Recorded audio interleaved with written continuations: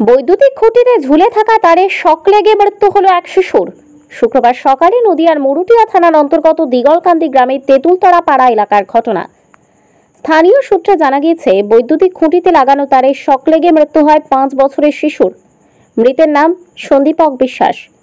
শিশু মৃত্যুর ঘটনায় সন্দীপকের আত্মীয় পরিজন এবং এলাকাবাসী কৃষ্ণনগর করিমপুর রাজ্য সড়ক অবরোধ করে বিক্ষোভ দেখায়। পরে মুরুটিয়া থানার পুলিশ এসে পরিস্থিতি নিয়ন্ত্রণে আনে।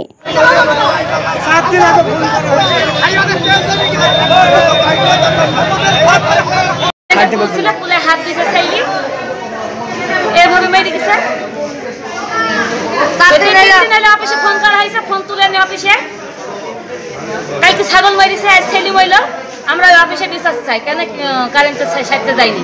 আর বিল না দিলে কারেন্ট কিসের জন্য কাটতে যাবে, লোক পাঠাবে, আমরা অফিসে বিশ্বাস চাই। ইলেকট্রিক অফিসকে বারবার অনুরোধ করা সত্ত্বেও ইলেকট্রিক অফিসে কোনো এর গুরুত্ব নেয়নি এবং আরো দুটো মেয়ে ওই বাচ্চাটাকে ছাড়াতে গিয়ে তারাও শর্ট খেয়েছে।